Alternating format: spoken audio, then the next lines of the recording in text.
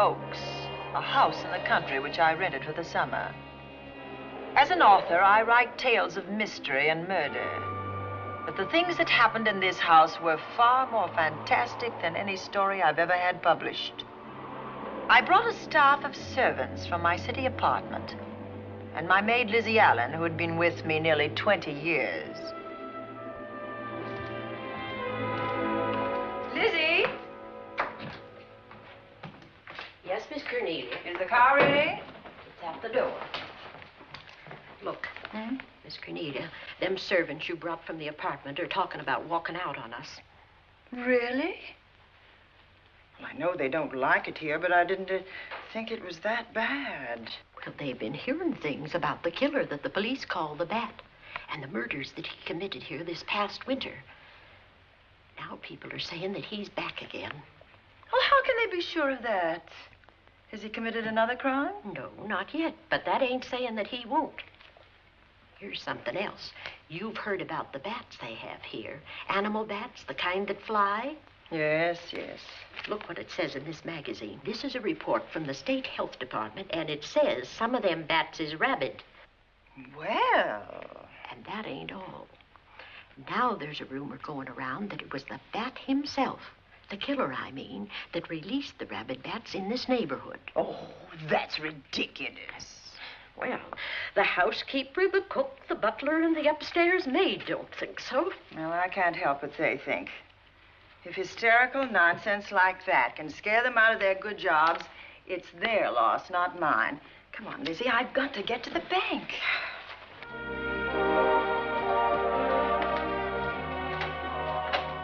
Drive directly to Zenith Bank, Warner. I'm afraid we'll have to hurry. It's near closing time. I'll get you there, Miss Van Gorder.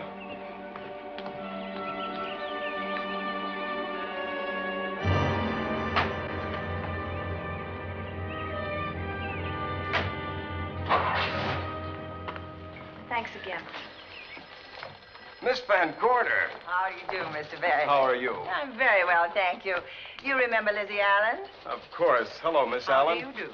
So you're spending the summer with us again? Yes, yes. I've leased the Oaks, the home of your bank president, John Fleming. I heard you had. I was surprised. Why? Is there something the matter with it? No. I was surprised because Mr. Fleming said he would never rent it. Oh?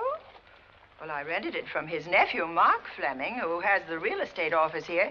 He said his uncle would be gone the entire summer. Well, that's right. Mr. Fleming's in the North Woods now with his physician, Dr. Wells. Oh, pardon me. Dale, I want you to meet my wife. We were married at Christmas time. That must have been nice. Believe me, it was. Oh, here she is. Oh, dear. My How wife, do you Miss Van Gorder, Miss Allen. How do you do, Mrs. How do you Bailey? do? Cornelia Van Gorder. Yes. Oh, well, I've read every murder mystery you've ever written. I just adored that weird one, The Private Morgue of Dr. X, even though it gave me the shivers. Only the shivers? Scared hell out of me. Oh. Well, I really mean that Miss Corney killed them off in that one. When you refer to my books, please don't call me Miss Corney. Pardon me, Mr. Bailey. Mr. Hines is here to see you. Oh, yes. Excuse me, please. Don't be strangers now. No, Oh, no, I we should won't. say not. Oh, so you're a bride. Well, not quite. Not since Christmas. No, I'm sure I've seen you. Well, I used to be my husband's secretary here in the bank. Of course I remember. May I welcome our most distinguished visitor back to Zenith? Oh, that's very charming, but, Lieutenant Anderson. Lieutenant Anderson, of course. Chief of Detectives of the Zenith Police Department. This is Miss Allen. Miss Allen. How do you do? Lieutenant Anderson is one of our favorite citizens. He's on the bank's board of directors. Not bad for a policeman. You must have made a good thing of it. Well, I saved my money, if that's what you mean. It's near closing time, and I've got some business in the safe deposit vault. Please come and see me, Mrs. Bailey. Oh, I'd love to. And you, Lieutenant. Thank you. Goodbye. Goodbye. Nice to meet you. My, what a charming woman. She moved into the Oaks just the other day. That house is a proper setting for a writer of mysteries. Oh, it certainly is. Vic, what's the matter? Come in here, both of you.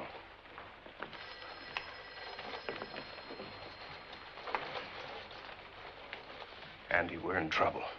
Wendell Hines came in to pick up $350,000 worth of bonds that we were holding as collateral for a loan. They were kept in our special vault. Mr. Fleming and I are the only officers of the bank who have access to that vault. So? The Hines bonds are gone. That's not all. Other negotiable securities are missing. From what I can gather, short of a careful check, the bank has been looted of over $1 million worth of securities. You'll have to notify Fleming. I wish I could talk to him. Unfortunately, he and Dr. Wells are deep in the woods. They can't be reached by phone.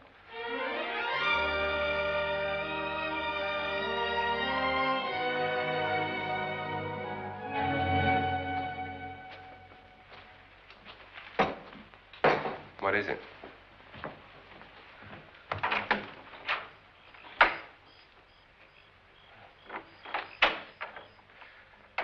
I thought I heard someone on the path coming from the lake. Had an idea it might be that guide of ours. Oh, Sam won't show up until morning. It's a 20-mile canoe trip from here to civilization. 5 will get you 10. Sam has a message for me. I thought you told him at the bank not to bother you.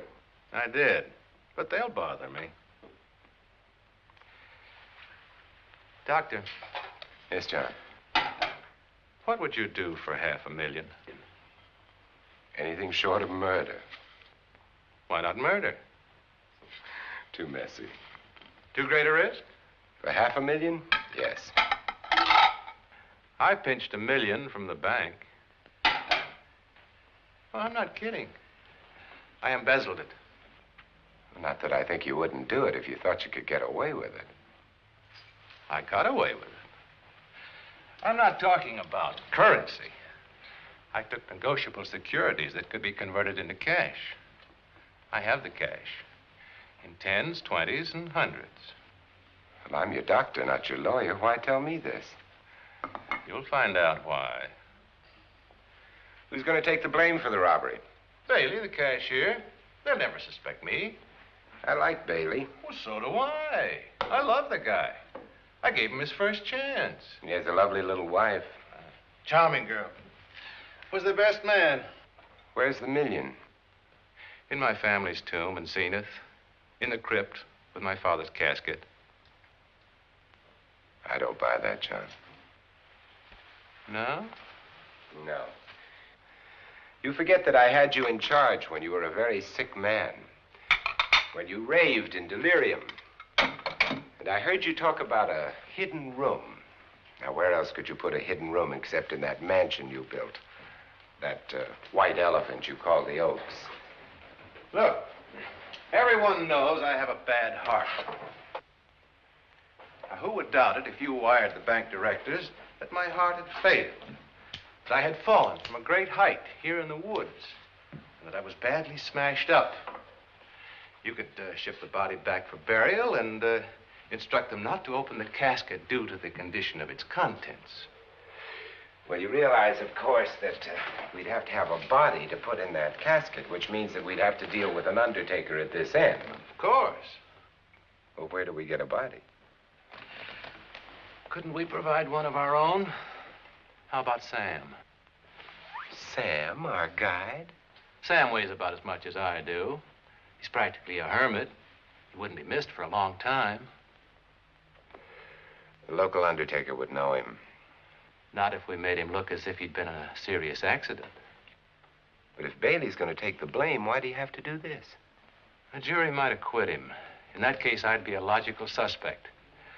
I could disappear, of course, but it's safer if they think I'm dead.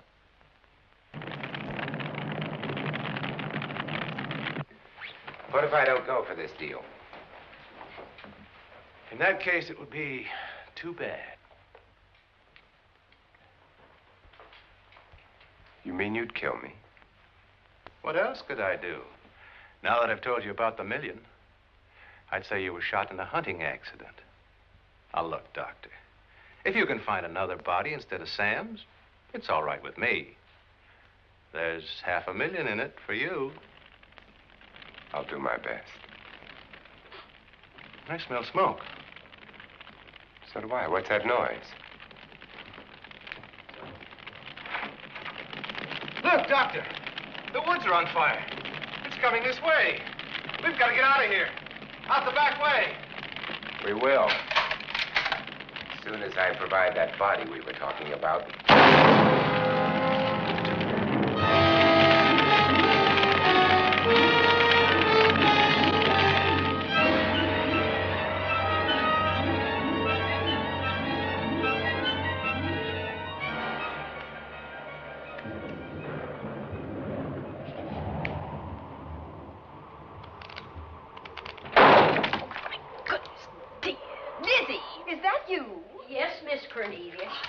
There's a storm coming up, and it's gonna be a snorter. The wind nearly blew the door off its hinges. Well, that noise blew my game higher than a kite. I think I've lost some of the cars. Oh, I'll get them for you. Oh, I see you found the paper. Drat that paper boy, scooting by on his bicycle, just chucked it into a clump of bushes and let it go at that. For land's sake, Mr. Vic Bailey's been arrested. Oh? I think. Victor Bailey, vice president and cashier of the Zenith Bank, was arraigned before United States Commissioner Alvin Fielding, charged with the embezzlement of over $1 million. I can't believe Vic Bailey had anything to do with that robbery. Oh, well, I see our landlord is home again. Landlord? Mr. Fleming. Dr. Malcolm Wells is back in town with the body of John Fleming, president of the Zenith Bank, who was killed in a forest fire. Mr. Fleming will be laid to rest in his family's tomb on Friday. And I hope he stays there. Well, why shouldn't he? Well, this is his house. And ever since he died, some funny things have happened here. For instance? The housekeeper, the cook, and the butler said that they heard strange noises at night. And the upstairs maid swore that she met a man without a face coming up the back stairs. Oh, so that's why they quit and left me to run this place without a staff. They didn't tell you, Miss Corney, but the truth is they was scared to stay. But you're still here, Lizzie. Haven't you seen anything? No. No, and even if I had, I ain't afraid of ghosts. They're afraid of me. Honest, Miss Corney, a spiritualist told me once that ghosts was allergic to me. But this Bat feller they keep talking about in the paper, I guess he'd be different. No, I don't think you'd have the same effect on him. Oh, dear. What are they trying to do? Drive people away from this part of the country? Why, what does it say about the Bat? Specialty seems to be killing women. My goodness, 2 of them in one night. All his victims died the same way, like their throats had been ripped open with steel claws. That's a charming little caper. I'll have to try it sometime. In a book.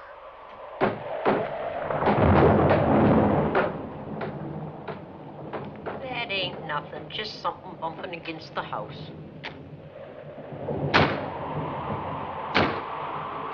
That's just the wind banging a door. Pay no attention to it.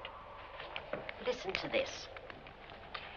One of his victims, who lived for a moment after she was found, described the Bat as a man without a face. Honest, Miss Corney, I think that woman must have been exaggerating.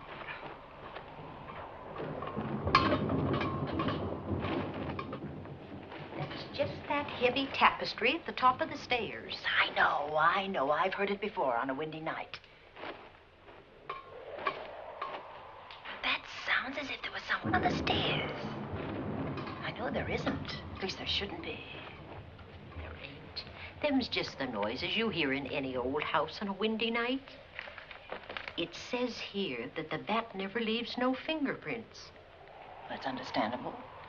Having no face, he probably has no fingers either. Lizzie!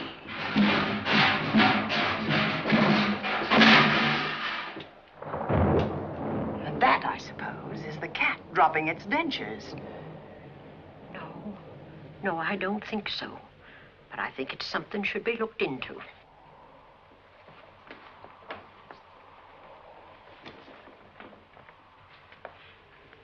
Who chucked him down here? The wind, I hope. There must be a window open up there. No, Lizzie. Let him lay. Let him sleep it off. I hope the power lines don't go down, put the lights out.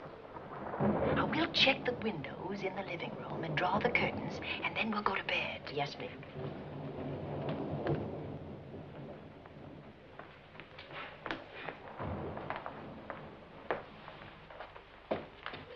I won't be a minute.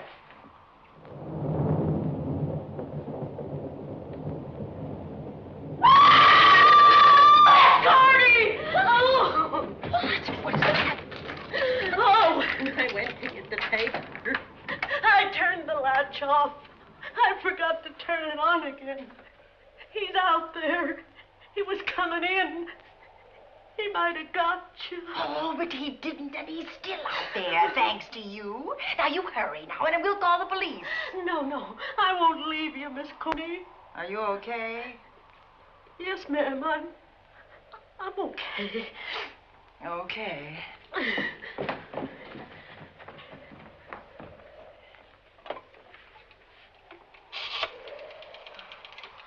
Operator? Give me the police department, please.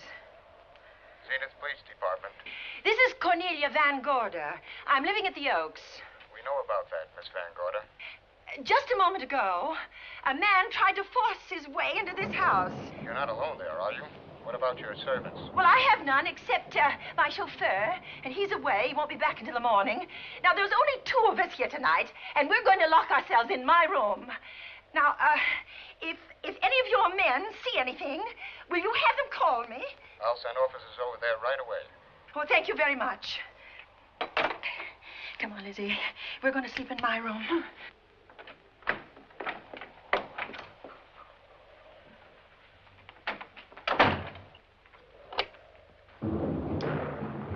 Well, nothing can get at us in this room now, I think.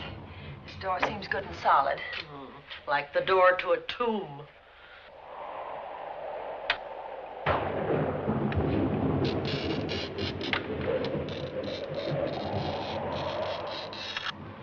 I think that couch will be comfortable. There's some extra bedding, you know. Yes, closet. ma'am. Let's see now.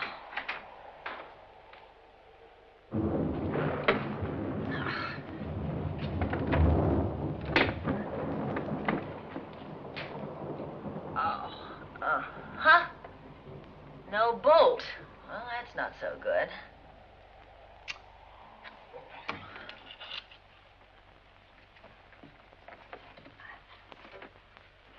What's that for? That, my good woman, is a booby trap. If anybody tries to open this transom, this will be knocked off, and we'll hear it fall.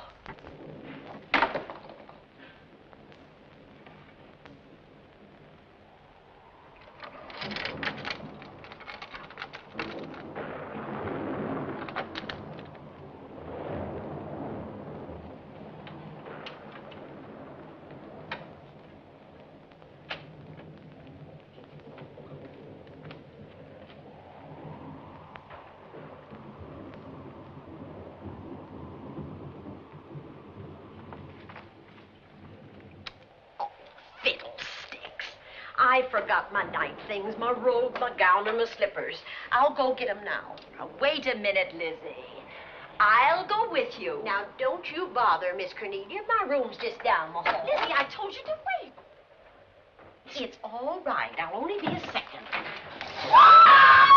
Get in here. Get in here.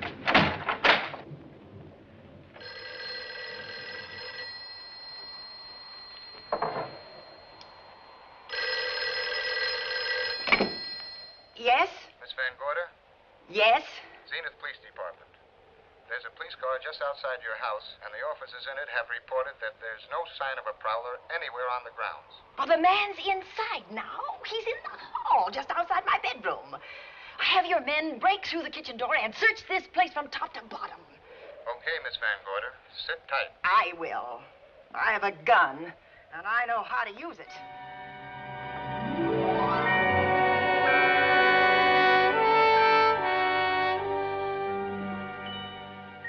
Oh, relax.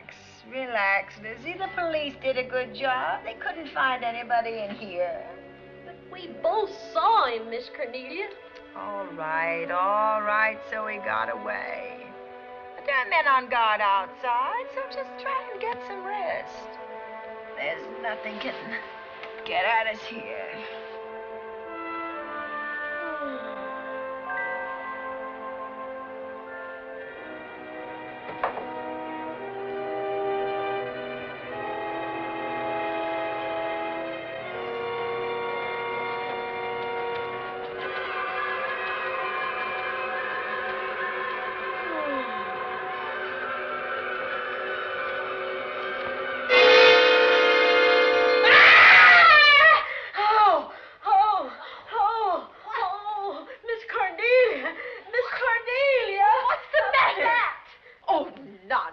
You've had a nightmare. Maybe I did. But there was a bat and it bit me. What? And it flew in that closet. Oh, good gracious, Lizzie, you're right.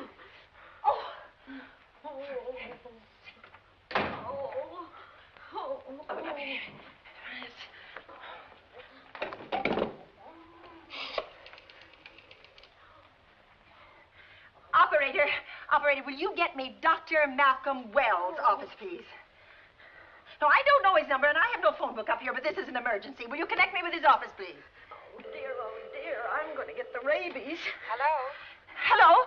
Dr. Wells' office? This is a call service. Dr. Wells is out at the moment, but if you'll give me your name and number, I'll try to locate him. Well, this is Miss Van Gorder of the Oaks. My maid has just been bitten by a bat that may be rabid, and she must have treatment as soon as possible. And I was told that Dr. Wells was the nearest physician. I'll try to find him for you, and if I can't, I'll send you another doctor. Oh, well, thank you very much. Oh, he's out on a case. Oh. Oh, I hope it's not a delivery. A baby, I mean. They can be terribly complicated. It never bothered me none. Oh, Lizzie, you never had a baby. Of course I didn't. That's why they never bothered me. Oh, does it hurt, huh? Little.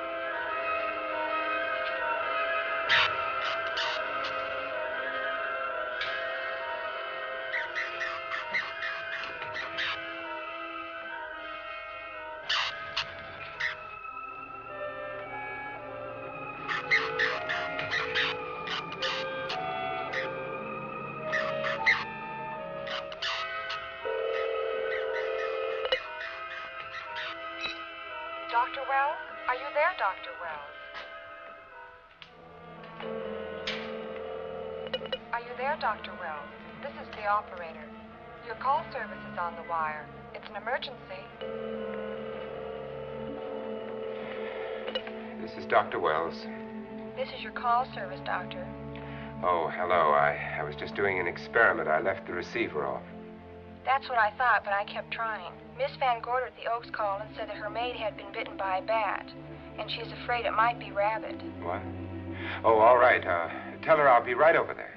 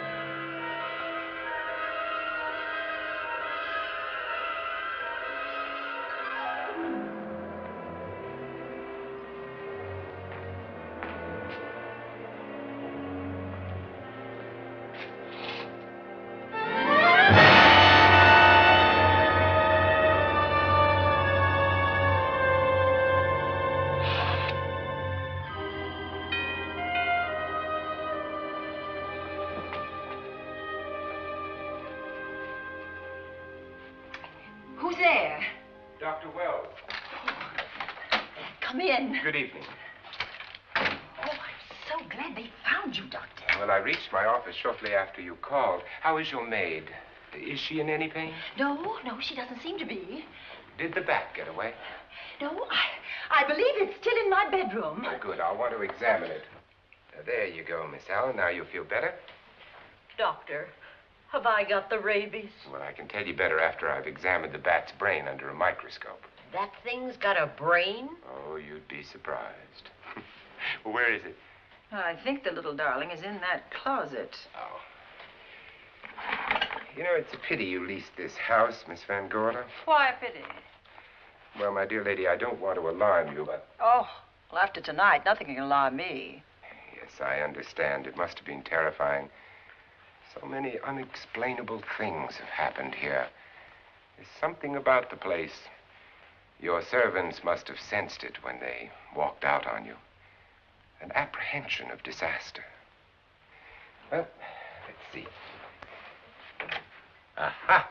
Yes. There he is. All right, now. Take it easy. Nobody's going to hurt you. Quiet now. Quiet.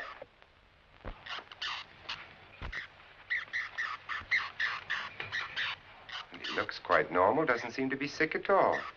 Oh, ain't that nice? I've been worried about him. Well, you should be. From his appearance, I'd say that he doesn't have any infection. In which case, you've had a narrow escape. Now, you take one of those tablets I left for you, and I'll guarantee you a good night. And I'll drop in on you tomorrow. Oh, thanks for everything, Doctor. Now, don't worry, I can find my way out. Oh, I know you can, but do let me help you. Oh, don't forget that once I'm gone, you'll have to climb those stairs alone. Oh, I'm all right. I'm armed now. Can you shoot one of those things without shutting your eyes? Oh, Doctor, there are guns in every book I've ever written. I don't write about things I'm unfamiliar with. Lock the door, Lizzie. Good night. Yes, ma'am. Good night, Doctor. Accident? No, the wind blew him down. Oh. I think. Oh. Did you know that young Mark Fleming leased you this house without notifying his uncle? No, I didn't. Well, it doesn't matter now. John Fleming is dead and Mark's his heir. But if John were alive, he would warn you to leave here, Miss Van Gorder. Really? Yes. It's been a tragic place for anyone who ever lived in it. Well, good night. Good night, Doctor. Who's out there? Nobody you need worry about, Doctor. Oh, it's Andy. That's right. Oh, good evening, Miss Van Gorder. Good evening, Lieutenant. Somebody sick here? My maid was bitten by a bat. Oh? A rabid bat? Well, I'll know for sure when I get to my lab. I caught the bat. It happened indoors? In my bedroom. Yes. How'd it get in? Well, there are many ways a bat could get in a house. You ought to know. I spotted this hole in the window the minute I got here. Why? That's where the two-legged bat got your door open. Miss Van Gorder told me that she phoned headquarters at Zenith. Yes, I phoned twice. The second time was after the prowler got in the house. Weren't headquarters, Andy? No, but they contacted me. An officer came and searched the house from top to bottom, but they couldn't find the bat. You better have this window fixed tomorrow. Oh, yes, I certainly shall. I'd better be going. I'm due in surgery at 8 o'clock in the morning. Good night. Good night, Doctor. There will be a man patrolling the grounds all night, Miss Van Oh, Gorder. thank you. And nobody inside, Andy? Why should there be? Well, how do you know but what the bat is hiding somewhere in the house? I'm quite sure he isn't in the house, Doctor. Not now. Good night. Good night.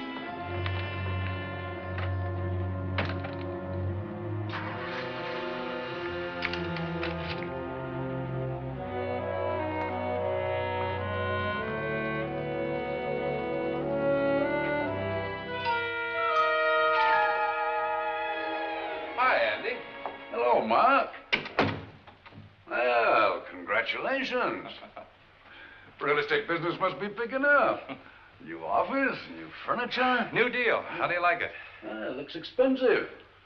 Are you squandering your inheritance? Oh, I haven't got it yet. Well, the paper says John Fleming left his entire fortune to you. Funny thing about that entire fortune is that we can't find it. No kidding. Oh, all Uncle John had in his bank account was a couple of $100. And his safe deposit box was empty. If we don't find that missing million, mine will be empty, too. How come? Well, all my savings were invested in Zenith Bank stock. The examiners won't certify the bank as solvent until those stolen securities are found. So the stockholders have voted an assessment that'll wipe some of us out. It's a since those securities have been converted into cash. And if I can't find that cash, I'm sunk. Well, where are you going to look for it, Andy? Here in Zenith. Your uncle wouldn't take $1 million on a hunting trip, would he? You suspect Uncle John? Why, Andy, he founded the Zenith Bank. That'd be like robbing the family tomb. You think he wouldn't? Well, besides, Vic Bailey's fingerprints are all over the vault. Now, they didn't find any of Uncle John's fingerprints. Because he wiped them off. Can the defense prove that? They'll try to. Judy Hollander, Bailey's secretary, is a defense witness. And they believe her testimony will have a powerful effect on the jury. Oh, well, she has a powerful effect on me. Judy's a doll.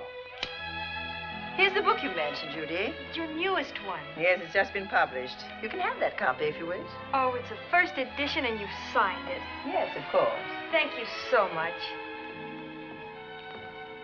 May I serve tea now, Miss Van Gorder? Yes, please do, Warner. Thank you. I see you've engaged new servants. Yes, of course. Well, how did you persuade them to live in this house? Well, Jane Patterson, my new housekeeper, knows this house better than you do, Doctor. Oh? She worked for John Fleming. And Warner was my chauffeur. Chauffeur turned butler? It's incredible. He can play any part at a moment's notice. Did you get a plumber, Warner? No, we can't get a plumber for 3 days, madam. What about that leaking pipe? The basement will be flooded in 3 days. Well, the pipe is no longer leaking. You mean it's dried up of its own accord? No, not quite. I packed the elbow where the water was coming out. Packed the elbow? Oh, where did you learn how to do that? Well, into each life, a little rain must fall, and a careful man learns to keep himself dry. Now, is there anything else that you require, Miss Van Gorder? No, not at the moment, Warner. Thank you, madam. Now, there's a character. How long did you say that he worked for you as chauffeur? About 3 months. Well, I hope he doesn't have a police record. My dear Dale, it may interest you to know that the last night of his life, John Fleming told me that he loved your husband like a son.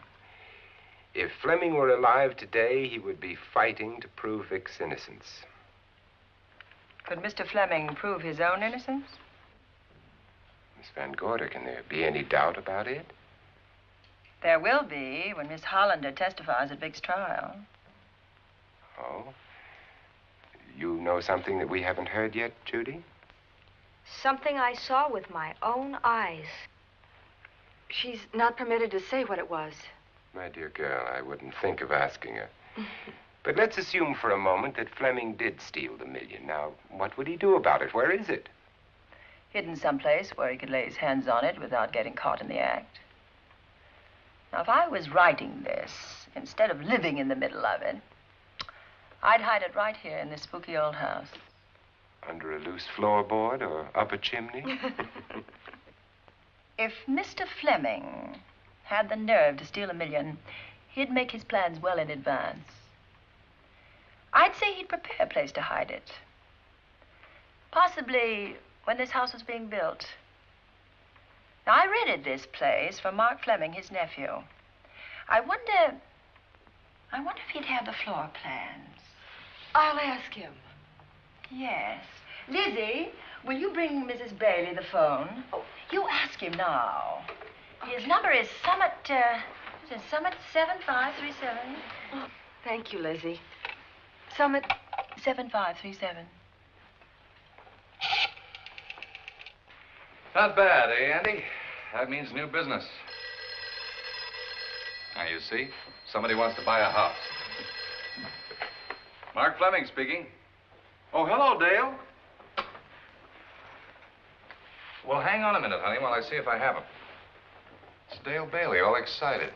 Miss Van Gorder wants to know if I have the floor plans of the Oaks. Now, what would she want with the floor plans? Well, she suggested to me that your uncle might have hidden the bank loot there. Are the plans here? Somewhere in the house itself. Wait a minute, there is a place where Uncle Johnny might have kept those blueprints. What place? Well, I heard him talk about it a good many years ago. I can't be sure of the exact location. Anyway, I don't think the old boy had the guts to steal $1 million. But if I find those plans, I'll let you know, Andy. Hello, Dale. Look, honey, I haven't seen those plans since I was a kid, but I'll come over tonight and maybe we can find them. Thank you, Mark. We'll expect you. He seems to think they're here in the house somewhere. He's coming over tonight. Well, that's good. Dale and Judy are my house guests for the weekend. Would you like to have dinner with us tonight? Oh, no, thank you. I couldn't. I still have a few calls to make. You know, if Judy's testimony is going to clear Vic Bailey and implicate John Fleming, others may get the idea that there's buried treasure in this house. Don't even mention your testimony until you're actually on the stand. Oh, I won't. That's a smart girl, Judy, and a very lovely girl. Well, good afternoon, ladies. Goodbye, Doctor. Dr. Will. Come on, girls, let's go.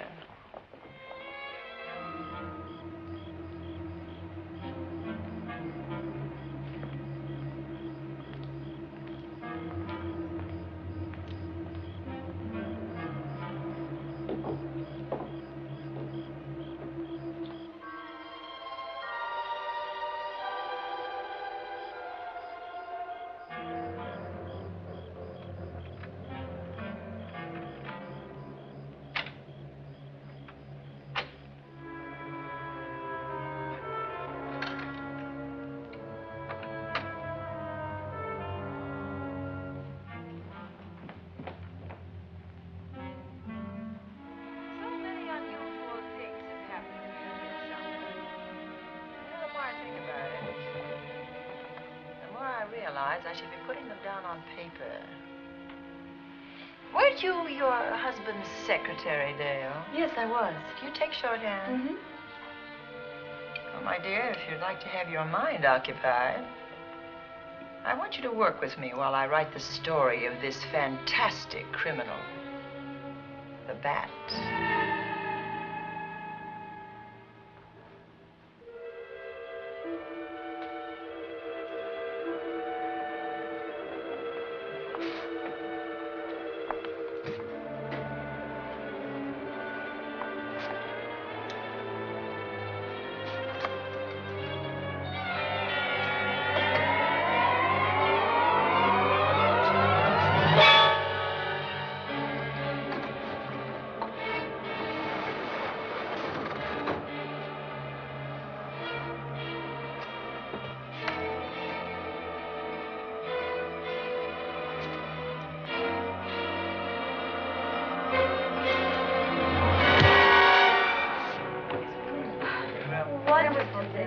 Thank you. It's really nice. Good dinner, Lizzie. As usual. Wonderful. Oh, what a lovely piece of silver. It's an original, isn't it? Yes, they still use them in England for buffet breakfasts. Some hot water in the bottom. Should keep us hot, your sausages and your scrambled eggs. Interesting. It's very useful. Really nice.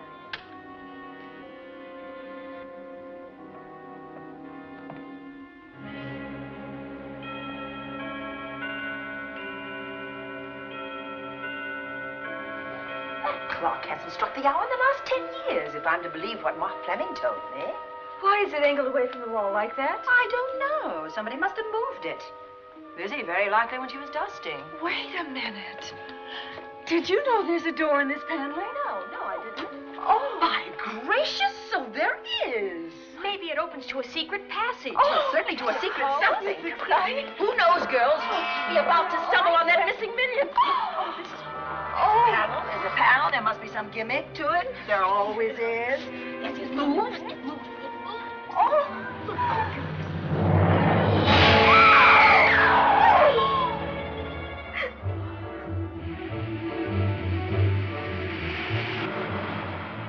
Calling car 11. Calling car 11.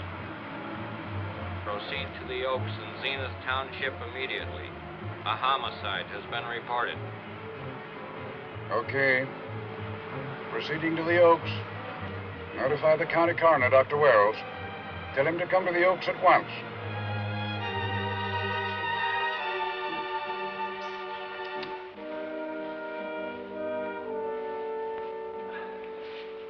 Horrible. As if his throat had been torn by some creature with fangs or claws. That's his sign. We found it on the others he killed. I'd hoped those reports that he was up to his old tricks again were pure imagination, but apparently they're based on fact. He's come back. Back to the scene of his kills. Yes, that's who I mean. That's who did this. The Bat. Who found Mark? We all did. And it's Dale and Judy and I. Lizzie was in the dining room. This is my new housekeeper, Jane Patterson. You know, she worked for John Fleming. I know her. Where were you, Mrs. Patterson? In the kitchen, cleaning up. I cooked the dinner tonight. Did you know that the secret closet was here? No. It was behind the grandfather's clock. Well, it was I who found it, really. Noticed the clock had been moved and the door wasn't quite closed. I'll get it.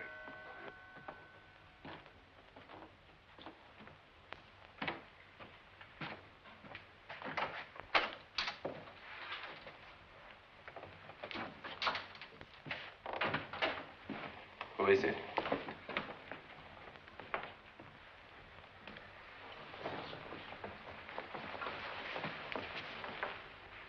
Mark Fleming. As coroner, you saw the same wounds on the others. How long's he been dead? Oh, I'd say about a half an hour. You believe it was the Bat? That's the Bat's trademark. Perhaps he's still in the house. That's possible. Why should he be? Because he's looking for something, and like you, he believes it's here. And he's a persistent killer. I would advise you to get out of this house as quickly as possible, notwithstanding our expert police protection. Have you called the morgue? They're on their way here. Oh, good. I want to examine the body before they get here. May we take it into another room? Yes, to the sunroom in the back. Thank you. Give me a hand. Excuse me.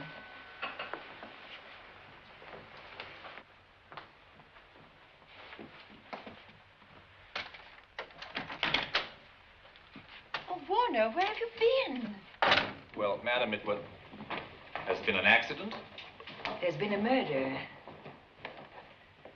Mark Fleming, the young man from whom I leased this place, was killed here tonight. They know who did it? Well, they believe it was the Bat. I'm sorry I had to use the front door, Miss Van Gorder, but I forgot my keys, and when I rang the bell at the kitchen door, there was no response. Oh, this is Warner, Lieutenant. He's my butler. He was my chauffeur. Why'd you promote him? But it's very difficult to find a butler. They don't like service in the country. Have you been a butler before? I've served in many capacities, sir, but this was my night off, and I forgot my keys. I heard that part. What time did you leave the house tonight? Oh, about 6:30. I had dinner at Wiley's Roadhouse. Can you prove where you spent the rest of the evening? I can try. Try hard. And don't leave the house. I'll get to you later. Very good, sir. I shall be in my room, Miss Van Gorder, if you need me. Yes, Warner. Surely you don't think he's... Warren and I've met before. I can't recall where or when, but I will.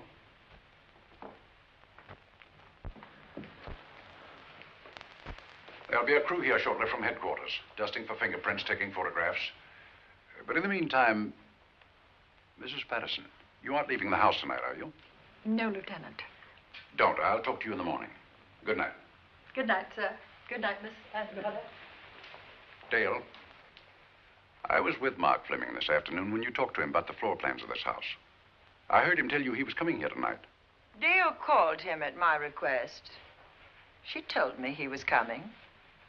Who else heard her tell you that? Judy, Lizzie. And that nice Dr. Wells. Dr. Wells. There are few killers who kill for the fun of it. The Bat very likely is a mental case, and I'm convinced that his crimes are motivated by his mania for personal gain. There's $1 million at large, and he's going to keep on hunting for it until he lays his hands on it. Now, these young ladies are staying here tonight? Yes, they're my house guests. Well, when my crew arrives, we'll be busy for a while, so I'd suggest that That we go to our rooms? That's a very good idea. Come on, girls. What about a police guard for this house tonight, Lieutenant? You've got one. I'm going to cover this place tonight from the attic to the basement. If the Bat makes another call, I'll have a little surprise for him. Who is he? Have you any idea?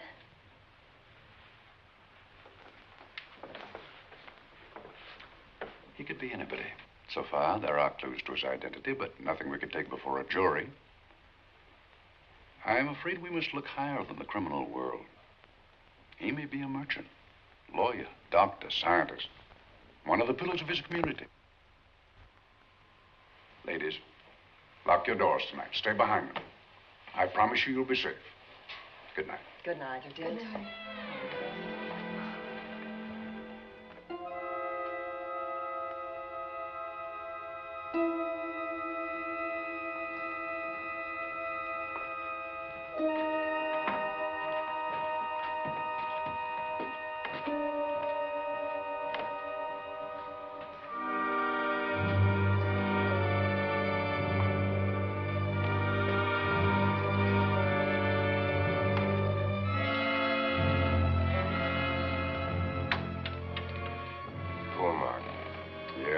Pity.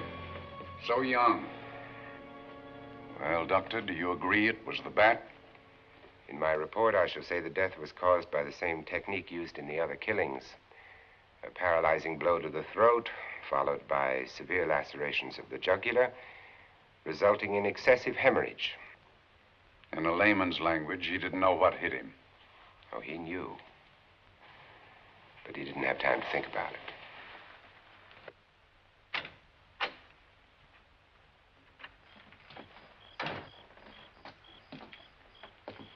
Staying here tonight, Andy? Well, until I check the doors and windows, but I'll be back bright and early in the morning. Neither snow, nor rain, nor heat, nor gloom of night stays these couriers from the swift completion of their appointed rounds. A lot of people are due for a shock when I close this case. Yes, I'm sure they are. Good night, Andy. Don't get hurt. Good night, Doctor.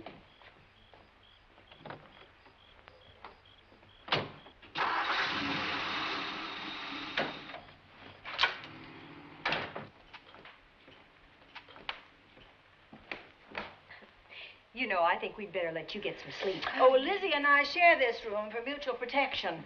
You know, one night, a storm blew the wires down, put the lights out, and I went out the next day and bought a half a dozen of these things. You better take one with you, Dale. Oh, thank you. We'll go across the hall now. Are you sure there's nothing else you need? Oh, no. Quite sure. We'll be all right. Well, if anything bothers you, you just sing out, and 2 strong women will come to your rescue. Oh, nothing will bother us. Not with Andy on the job. No. Well, good night. Good night, Miss Van Gordon. See you in the Don't worry, everything will be all right. We won't. Good night. Good night.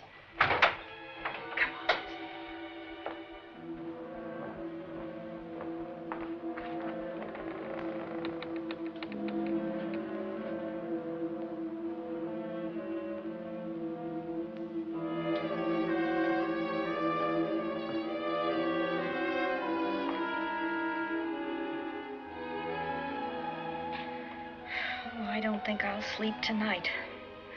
Me neither. All I can see is poor Mark Fleming staring at us. I thought that when people died, their eyes closed, as in sleep. Don't think about it. I'll bet you're thinking about it. No, I was thinking of my poor husband sleeping in jail tonight. Oh, Judy, I love him so much.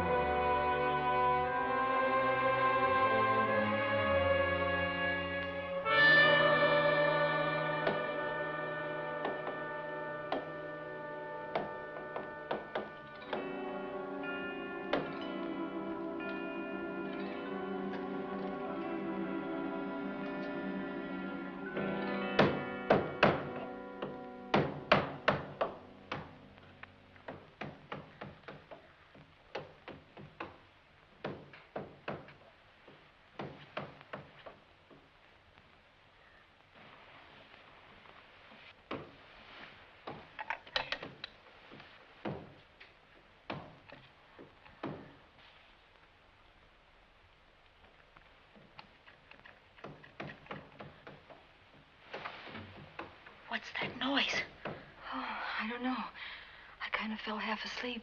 For a moment, I thought it was something from a dream. It's somewhere in the house. Yes, on the floor above. Not directly over us. Probably a room overlooking the driveway.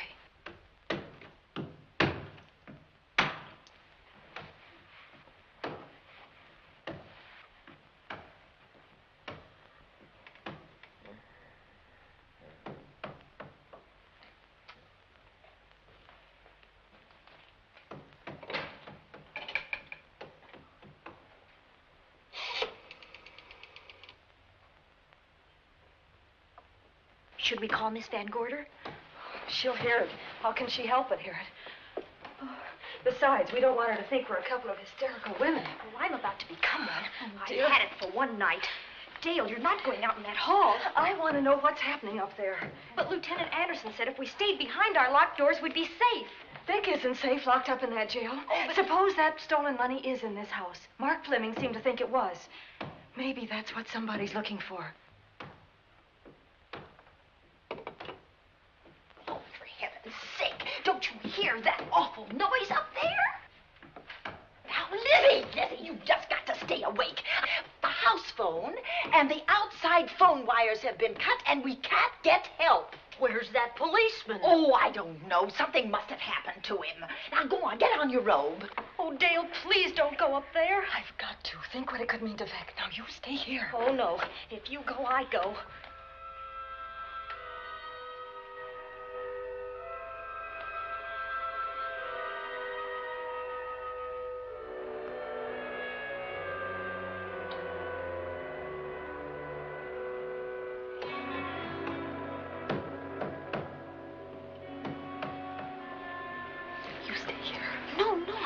Go up there alone. You wait here. I'm going to see what it is. Oh, please let me go with you, Judy, Dale. will you warn me if anyone comes? I'll only be a moment. Now, wait.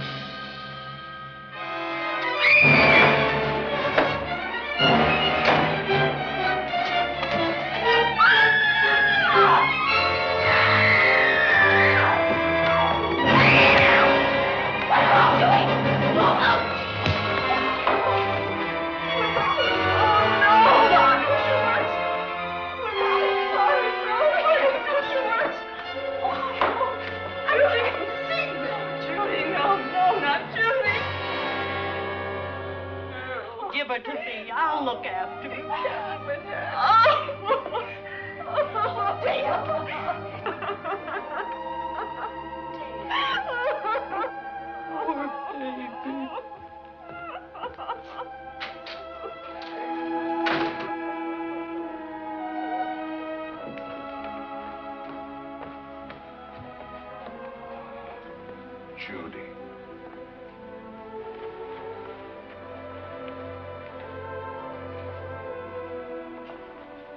The bat. Yes, the bat. He caught her at the head of the stairs. We saw him rushing down the stairs as we came out of the room. I hurled that after him. I hit him, I believe. I'm going to cover this place from attic to basement, you said.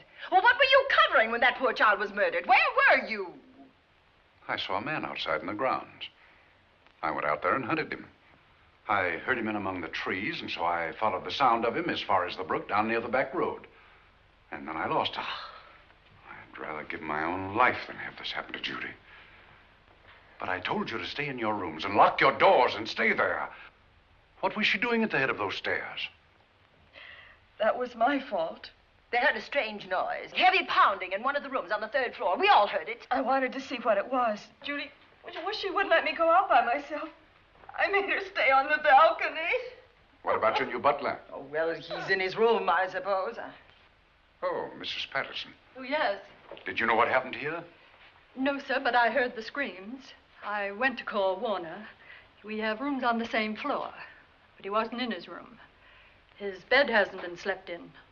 If Mrs. Patterson heard the screams, Warner could certainly hear them. You're quite right, sir. I heard them. Oh, you did? And where were you? Outside in the grounds.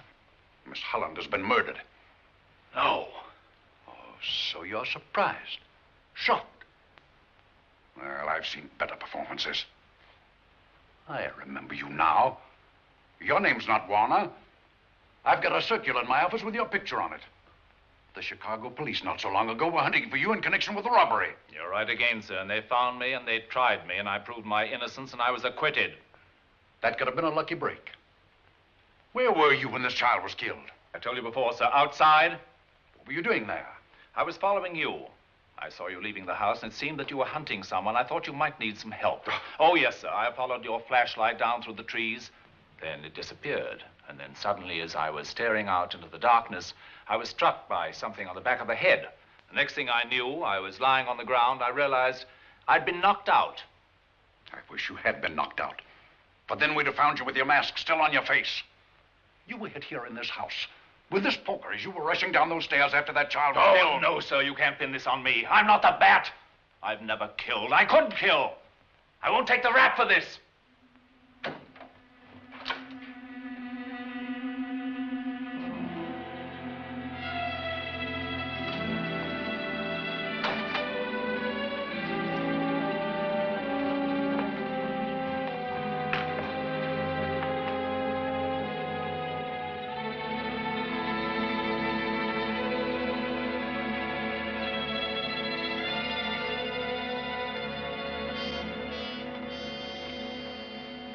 Well, Doctor, we have another case for the county coroner.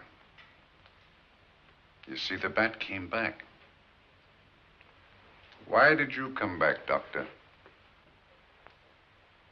Well, I had an accident about a mile down the road. The right rear wheel of my car came off, and I plunged into the ditch. This was the nearest house, so I came here to call for help. I thought I'd find you around, Andy. Physician, heal thyself. You must have been hit by something on the back of your head. I told you I had an accident. So you did, Doctor. So you did. I could be wrong. But maybe I'm not. We shall see. All right, dear, let's start a new chapter. For days, the murders held the headlines. Lieutenant Anderson grilled us and ransacked the house from top to bottom. Warner was not placed under arrest, but his every move was watched. At night, except for a detective on guard in the house, the police and the reporters left us alone. And on one of those nights, without telling Lizzie or anyone else, I pursued a secret investigation of my own.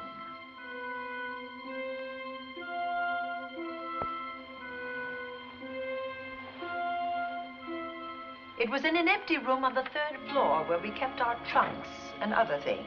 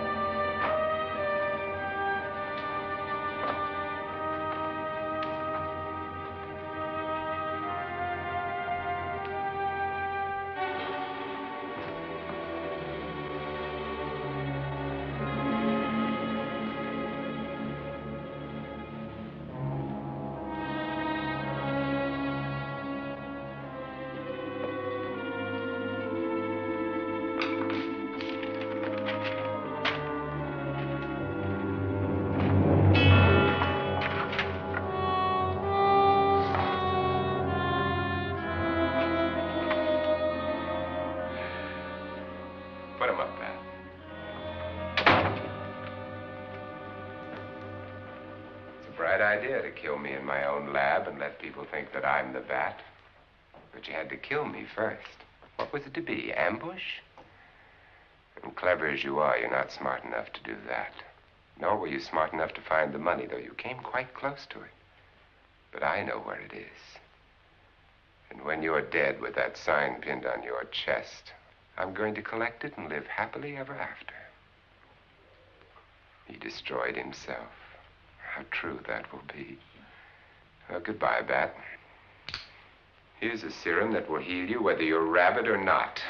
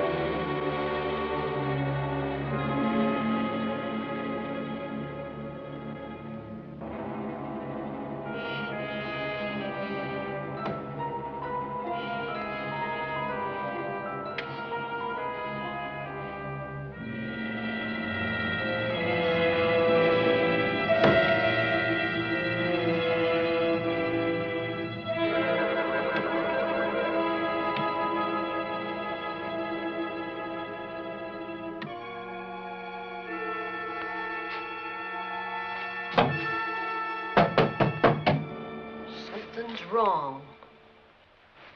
Something's wrong.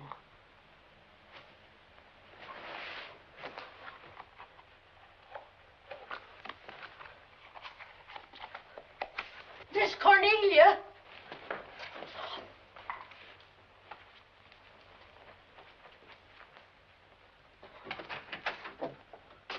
Miss Cornelia.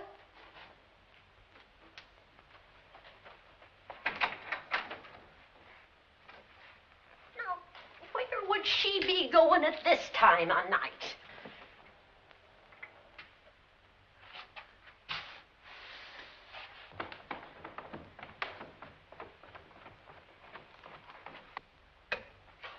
Well, land's sake.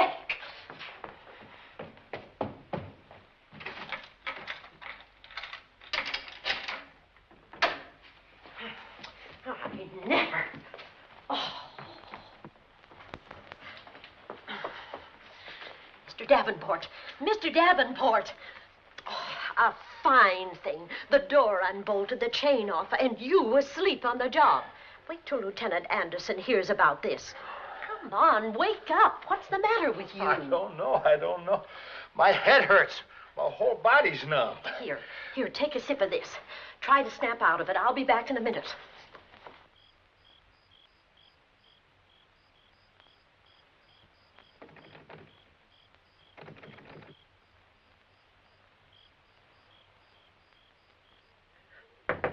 Hurry, will you? It's Lizzie. I'm terribly worried. I can't find Miss Cornelia anywhere, and something's happened to the policeman. I don't know what. Get Warner. Bring him to the drawing room. Tell him we need him.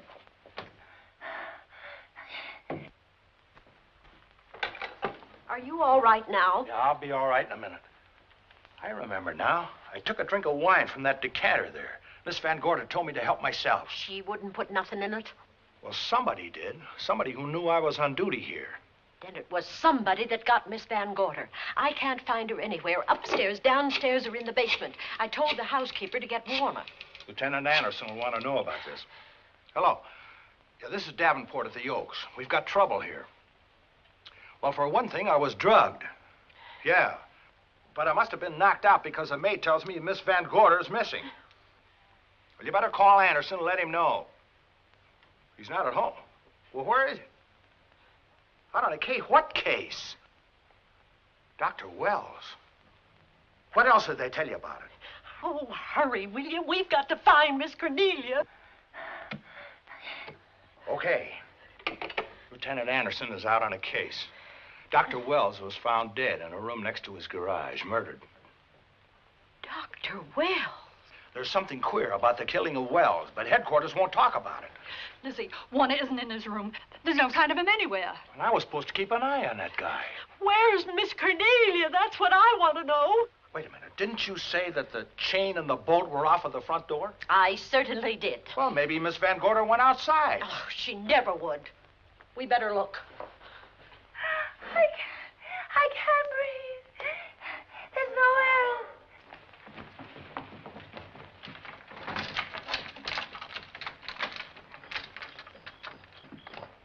Miss Cornelia. Oh, Miss Van Miss Gorder. Cornelia. Miss Cornelia. Miss Van Gorder. Look. There's a light in that room on the 3rd floor. Were you up there tonight? Well, of course I was, but I turned the lights out before I came downstairs. And Miss Cornelia might have turned them on again. That's why we're going to look first. Come on.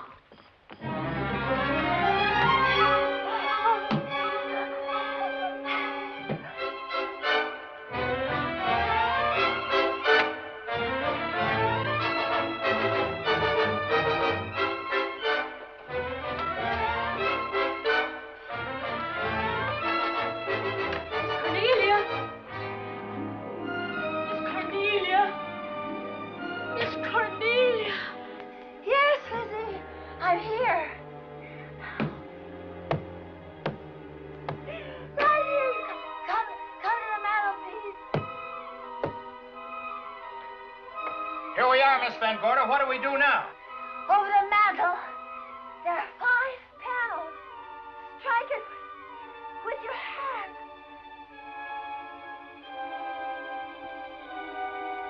Which panel did you say, Miss Van Gorder? Oh, I can't. I just can't. Miss Van Gorder, which panel? We couldn't hear you.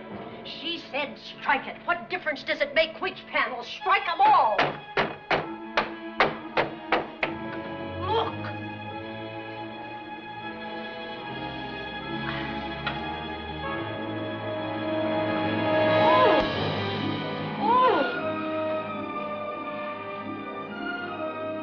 Oh, it's all right now. It's all right, dear. Lizzie's here.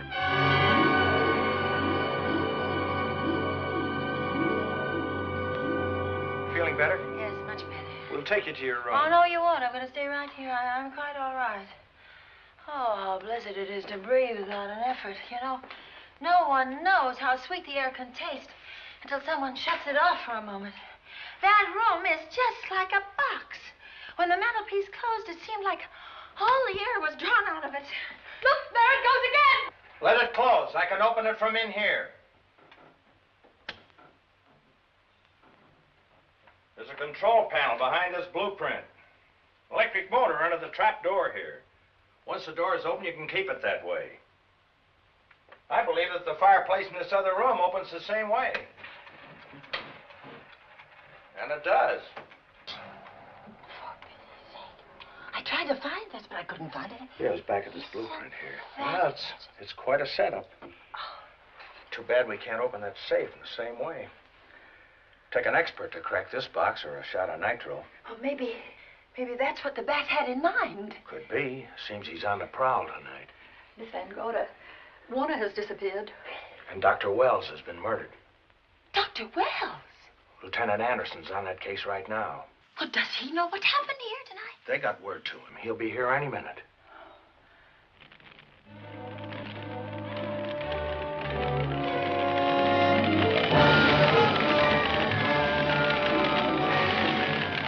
What's that noise? Miss Van Gorder, the garage is on fire. Scott, look at that. Lizzie, put that light out in the other room. Now, where are you going? To report the fire. Well, you just stay right here. But Miss Van Gorder, the garage. Well, let it burn. You watch the stair. Can't you see that fire was set to get us out of the house? Out of the house? Were you talking about the... Yes, I'm talking about the bat. Now that the lights are out, he'll think his trick has worked, and we've gone. He'll be here any minute. Well, so will Lieutenant Anderson. I hope so, but the bat will be here first. And he'll kill again if we're in his way. We've got to be as clever as he is.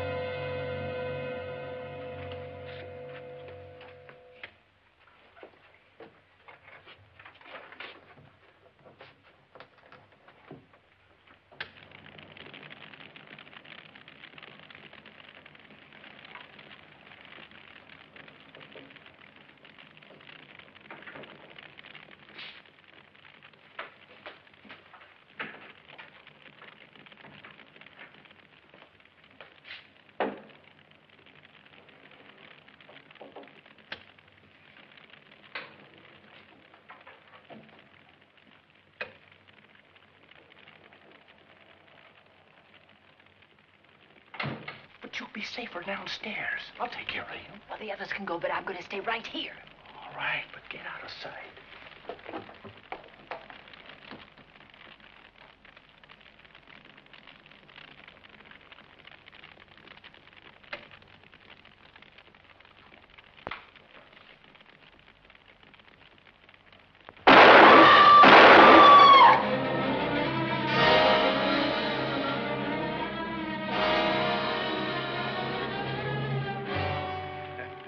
Let's face it, ladies, and get it over with. Others have seen my face before they died, but I'll have to deny you that pleasure. This would make a good scene for your book, Miss Van Gorder, but I'm afraid you'll never write it.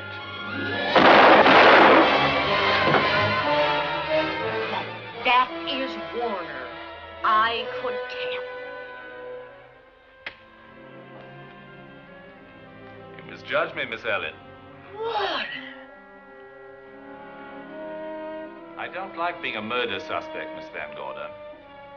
I was headed for a plane, but halfway to the airport, I changed my mind and came back. I'm glad that I did.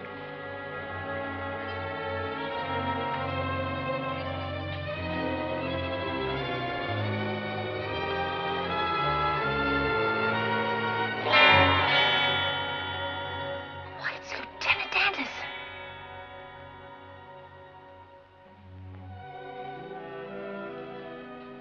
Yes, it was Anderson. He discovered the secret of the hidden room and was waiting to get into it and open up the safe. We found the money in it, a little over $1 million in 10s and 20s and 100s. Good old Andy. With all his ill-gotten gains invested in bank stock. It's rather a clever way to hide stolen money. In the open, as it were, and so respectable. But don't try it. No matter how clever you are, you can't hide murder.